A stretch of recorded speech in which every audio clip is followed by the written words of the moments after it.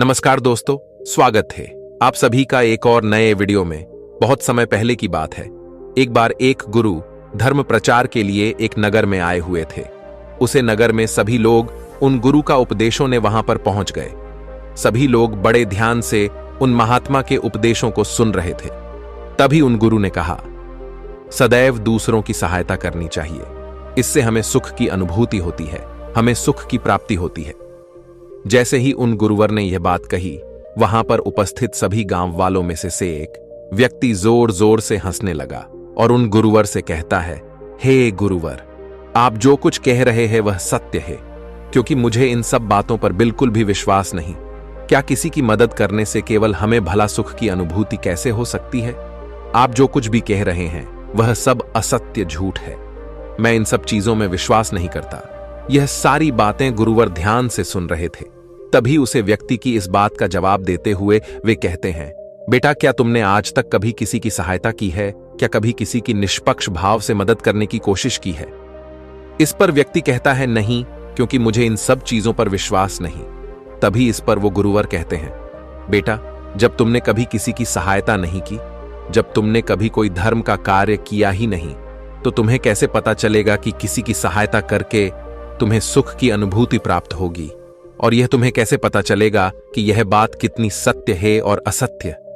यदि तुम इसका अनुभव करना चाहते हो, इस बात की पुष्टि करना चाहते हो कि यह बात कितनी सत्य है और असत्य, तो तुम्हें सबसे पहले इसे अपने जीवन में उतरना होगा। किसी की निष्पक्ष भाव से मदद करनी होगी। तभी तुम इसके बारे में जान सकोगे कि मैं सत्य कह रहा हूं या फिर असत्य। उन गुरुवर की यह सारी बातें सुनकर वह व्यक्ति शर्मिंदा हो गया। वह व्यक्ति ये बात जानता था कि उसने आज तक कभी किसी की निष्पक्ष भाव से सहायता नहीं की, ऐसा कोई कार्य नहीं किया जिससे उसे सुख की प्राप्ति हो।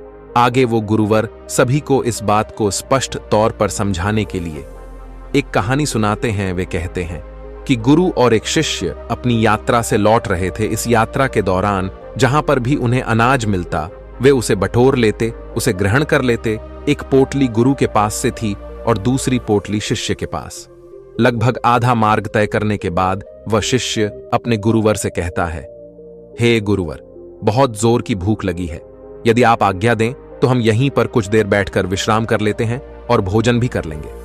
उन गुरुवर ने कहा, ठीक है, यदि तुम भोजन करना चाहते हो तो यहीं पर हम कुछ देर विश्राम करके भोजन कर लेते हैं।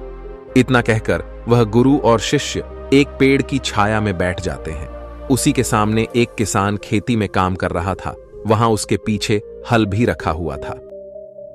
यह देख शिष्य के मन में थोड़ी सी शरारत जाग उठी, क्योंकि वह शिष्य बेहद शरारती था।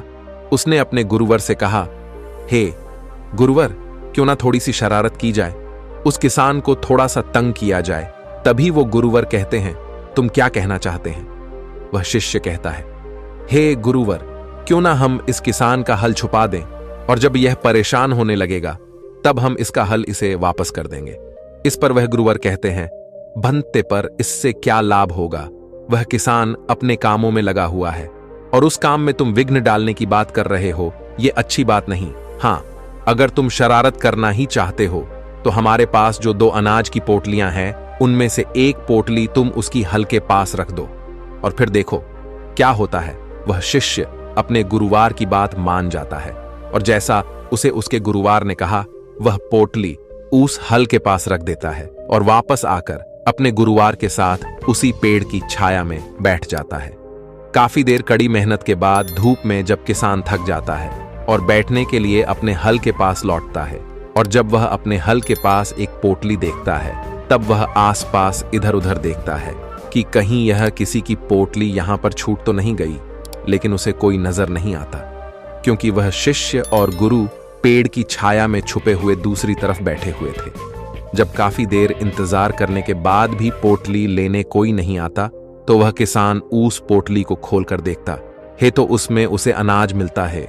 और यह सब देखकर वह किसान अत्यधिक खुश हो जाता है और कहता है, हे ईश्वर, आज तूने मेरी सहायता की, इसके लिए कोटि कोटि धन्यवाद। आज मैं बड़ा उदास था। जब मैं घर से निकाला तो मेरे घर पर कुछ भी नहीं था। मेरे घर पर खाने के लिए अनाज का एक दाना तक नहीं था, लेकिन आज तुमने मेरी मदद की। आज तुमने मुझे यह अनाज की पोटली देकर मेरी बहुत बड़ी सहायता की है। इसके द्वारा मेरा और मेरे पूरे परिवार का पेट भर जाएगा। इसके लिए आपका बहुत बहुत धन्यवाद। इतना कहकर वह किसान उस पोटली को लेकर वापस अपने घर की ओर चला जाता है। इतना कहकर वह गुरुवार उसे व्यक्ति से यह सवाल करते हैं कि अब बताओ, तुम्हें किस चीज से ज्यादा खुशी मिलती, उस किसान का हल चुराकर या फिर उस किसान को वह पोटली देकर? इस पर व्यक्ति कहता है, हे गुरुवर, उस किसान को जो अनाज की पोटली मिली, उससे वह और उसका पूरा परिवार अब भोजन कर पाएगा। इससे ज्यादा सुख की बात और क्या हो सकती है? इससे ज्यादा खुशी की बात और क्या हो सकती है? तभी वह गुरुवर कहते हैं, तुमने बिल्कुल ठीक कहा। जब हम किसी के निष्पक्ष भाव से मदद करते हैं, जब हम ऐसे व्यक्ति की सहायता करते हैं जिसे उसकी आवश्यकता हो, तो हमारे मन को असीम शांति प्राप्त होती है और हमें सुख की अनुभूति होती है। किसी व्यक्ति को परेशान करने से, तंग करने से, दुख देने से अच्छा है कि उसे हम खुशी दें। इतना कहकर वह गुरुवर कहानी में आगे बढ़ते हैं और कहते हैं, जिस प्रकार उस शिष्य ने यह कार्य करके सुख की प्राप्ति की खुशी का अनुभव किया, उसी प्रकार आप भी एक बार किसी ना किसी व्यक्ति की निष्पक्ष भाव से मदद जरूर करें। उन गुरुवर की यह बात सुनकर उस व्यक्ति को यह एहसास हो जाता है कि किसी को सुख देने में जो खुशी मिलती है, वह किसी को दुख देने में नहीं मिलती। इससे बड़ा ना तो कोई धर्म है और ना ही कोई पुण्य। यदि आप किसी भी जरूरतमंद की सहायता या मदद कर सकते हैं तो अवश्य करें, लेकिन इसका अर्थ केवल यह नहीं कि आप उसकी मदद धन दौलत से ही करें, बल्कि आप चाहे तो उसकी मदद कोई भी कार्य पूरा करवा के कर सकते हैं। कोई भी ऐसी मदद जो आप करने में सक्षम है। हमारी अगली सीख हमें अगली कहानी से मिलेगी। एक बार की बात है, महात्मा बुद्ध और उनके कुछ शिष्य किसी गांव का भ्रमण करके वापस लौट रहे थे। तभी वहां पर उन्हें कुछ लोग मिलते हैं जो उन्हें देखते ही उनकी निंदा करते हैं, उन्हें अपशब्द कहते हैं। जैसे जैसे महात्मा बुद्ध और उनके शिष्य आगे कदम बढ़ाते हैं, वह लोग उन्हें और भी ज्यादा अपशब्द कहना शुरू कर देते हैं। लेकिन महात्मा बुद्ध और उनके सभी शिष्य बिना कुछ कहे, चुपचाप, बिना कुछ प्रतिक्रिया दिए वहां से आगे की ओर बढ़ चलते हैं।